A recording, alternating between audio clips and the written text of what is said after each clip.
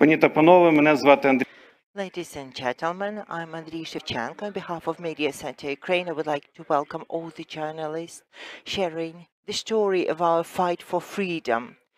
The night on the 15th of May, Ukraine could hear music and singing sounding louder than the cannonade and the explosion. The musical Europe voted for Ukrainian Kalush Orchestra and for Ukraine, expressing its will that the next Eurovision Song Contest would be hosted by Ukraine, the free, indomitable and independent Ukraine. I'd like to give this floor to Mykola Chernotitsky, the CEO of the Public Broadcasting Company of Ukraine, and Oksana Skibinska, the head of the Ukrainian delegation to Eurovision.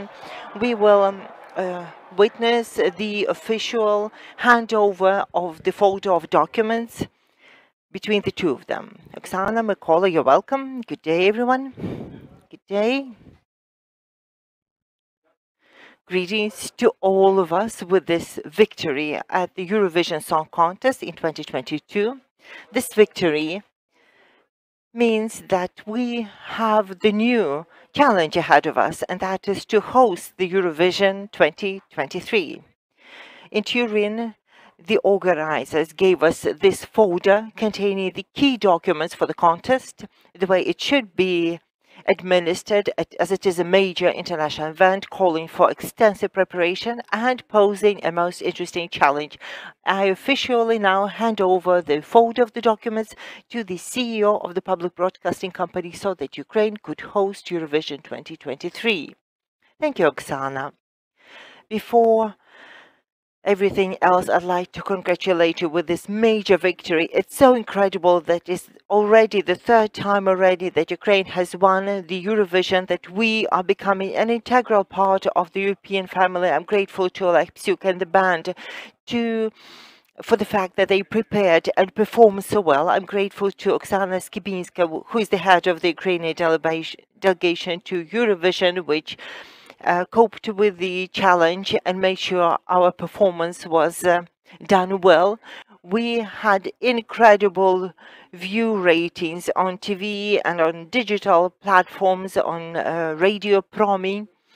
It was all perfect. Now we have to rise to the next challenge of hosting Eurovision 2023. Before, in other countries, it was a matter of finance and infrastructure, but now we have an added security consideration, and I can announce that on Friday we'll begin our consultations with the European Broadcasting Association and start the procedure of negotiating about the delivery of Eurovision 2023.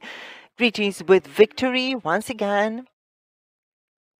Ladies and gentlemen, first, they won the Ukrainian hearts, and then the whole Ukraine helped them to win the hearts of Europeans. Oleg Psyuk and Kalush Orchestra welcome them.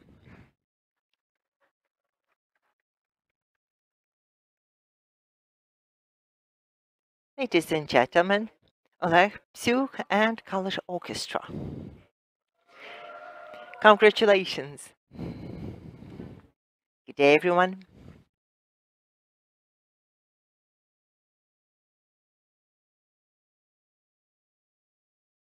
So, how are you doing? Cool. Well, before we say anything else, we'd like to thank all the people of all the countries, Ukrainians, first and foremost, who supported and cheered for us from wherever they were. We'd like to thank all the people from all the countries that have supported us. This victory is momentous for us, and I'm so happy that we've been able to raise the morale of the Ukrainians, that we have hope that this victory will herald a major victory, will give the motivation and bring our major victory closer. Glory to Ukraine, glory to our heroes. Now, ladies and gentlemen, you're free to ask questions. Please wait to receive the microphone. Greetings. It's Rada TV, Senicka Oksana. Are you planning to sell your hat at an auction to help Ukraine? We know that you are planning to sell the crystal microphone. Tell us more about it. We are planning to sell the award statue. We are planning to sell it to raise funds for Ukraine, meaning that there are so many people who can afford donating a lot of money to help Ukraine. And this statue will be an additional motivation to donate money to help support Ukraine and Ukrainian army. So you can take a picture of this statue. It will be placed at an auction soon. Please follow us on Instagram. We are planning to announce the venue, the auction details, etc. More questions?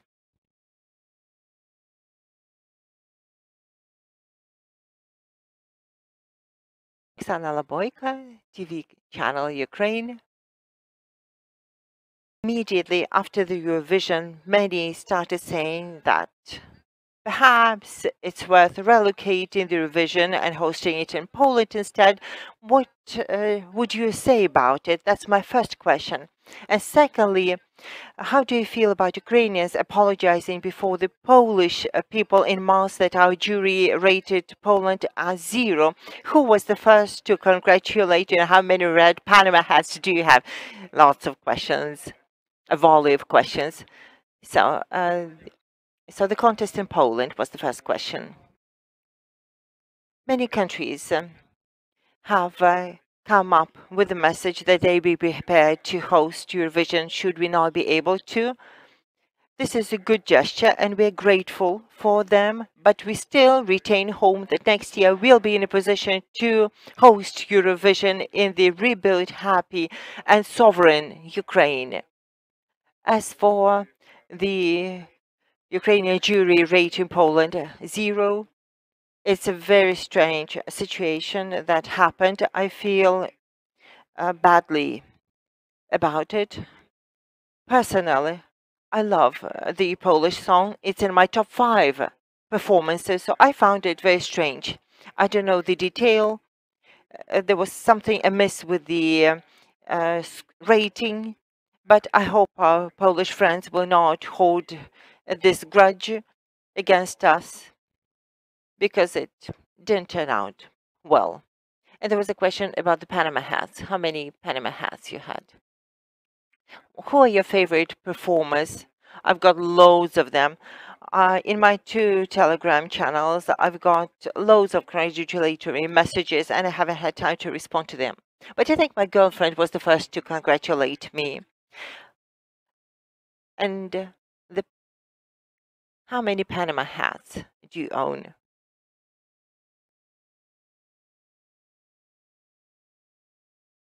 This particular hat is in a few number because the collection isn't published any longer, but you can find our branded Panama hats with our logo on our Instagram page. You can write to it and get them. I would also like to ask Mykola Chernodetsky to comment on the question of the Eurovision 2023 host country. We are making every effort, and I hope the government will support us in our effort to host Eurovision in Ukraine. And I hope to be able to host Eurovision in peaceful Ukraine. But security is an important consideration. The final decision will be made together with the European Broadcasting Associations. Negotiations are going to be complicated, I can say as much already. But in 2017, when Kyiv hosted Eurovision, there was a major discourse then, and Ukraine then put in a financial guarantee of 15 million euro should anything go amiss. Then these funds would be given to another country to host the contest. So this is a much more complex question than our desire to host the contest, but I'm certain that we shall spare no effort to make it happen here in Ukraine. Thank you. More questions?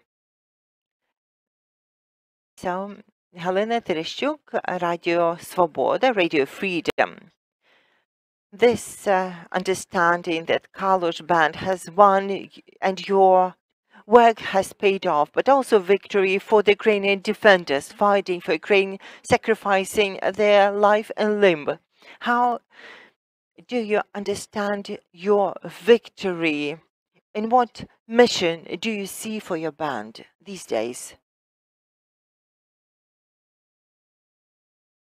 It's been a very lengthy road. We walked to this victory. We slept short hours and worked incredibly hard, and the emotion is unspeakable.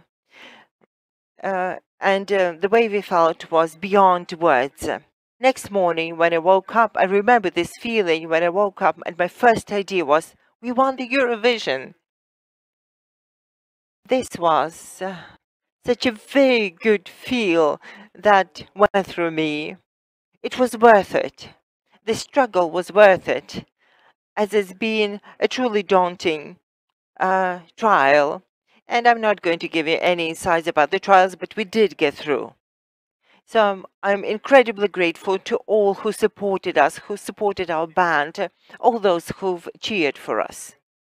Roman Honda, Public Somlenia. Now your band is the most expensive music band in Ukraine. Do you feel this is the time when you need to be touring Europe and the world in order to pitch Ukraine and to raise funds for the money and to promote your costumes? As for touring Europe and raising funds, the answer is yes, we are precisely going to do that. We will be announcing the sites of our tour very soon. Every time we'll be raising funds for the needs of the army and for the official support funds, and that announcement is coming up.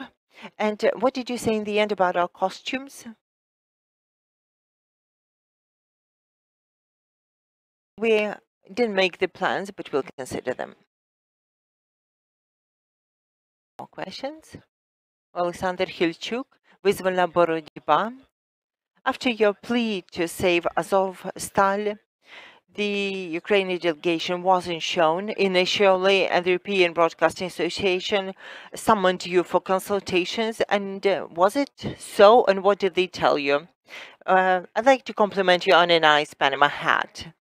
No, that allegation is not true. We were there in front of the camera. We were in view, but somehow we weren't shown. The first emotion we felt was that perhaps, you know, but we were hopeful. All of us, we are hopeful that they just missed it for some reason. Let's put it that way. More questions. Єлизавета Порубцова, перший Західна, first Western. How did Stefania respond? Did she call you? She was up until 3 a.m. following, cheering for us, and she's definitely very happy. This is a song dedicated to my mom, and it won the Eurovision contest, bringing victory to Ukraine. What else could she feel? More questions? Please pass the mic. Kucher, Tvoje Misto. There was a lot of controversy about your costumes that you chose. Tell us about them. Why did you opt for them? They are authentic. Were you allowed to use them for the performance? And do you have a special embroidered shirt?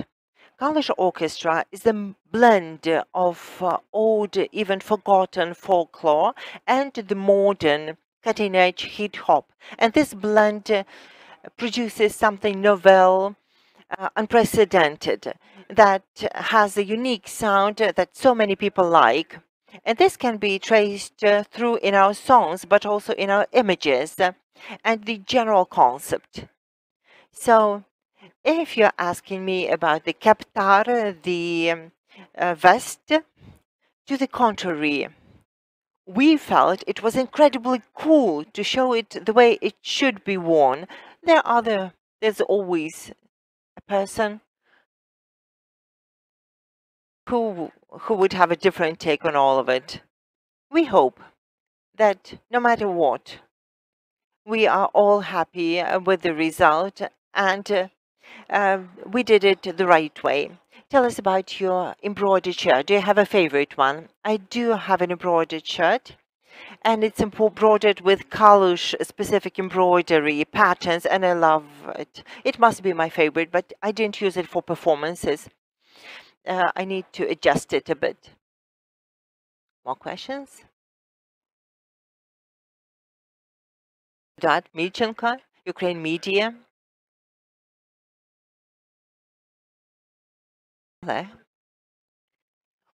What's your vision for the development of Kalush Orchestra project? Are you planning some international collaboration projects? Do you have any creative ideas in this direction?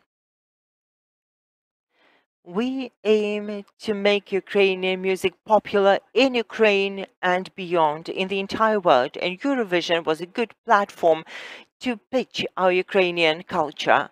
And we aim to collaborate with world celebrities and to promote Ukrainian language and Ukrainian music and make it popular in the West and America as well. We have very ambitious goals set for ourselves, so please follow. More is to come. Who would you like to make a joint track with? Many. Eminem is my fan favorite. I've said so on many times, and I hope there will come a time when we can perform together. I do have a question. So going back to your plea to save Ukraine, save Mariupol, and save our heroes in Azovstal, can you talk through what were you thinking at the time and what made you say the words addressing the entire Europe? 200 million spectators were watching the final of Eurovision, and I felt that I'd be blaming myself if I hadn't done it than if I had done it and I'd be disqualified. I put it on balance, and this was my decision.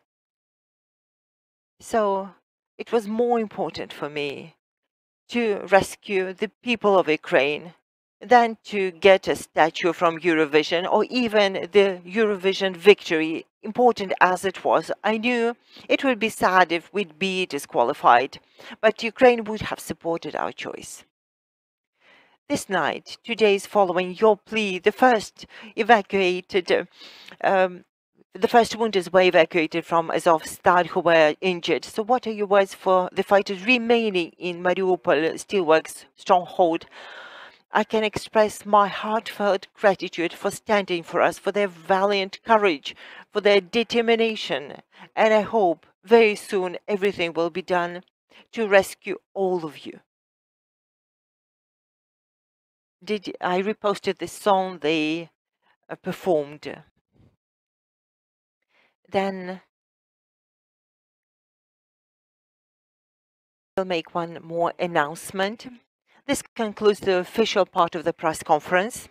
And right now, I'd like to invite Kalush Orchestra Band and all the journalists to go down to the square in front of Mediacentru Ukraine. Today, we start an all-Ukrainian initiative dedicated to the mothers of Ukraine, the women who bear an incredible burden, who are supporting our indomitable country.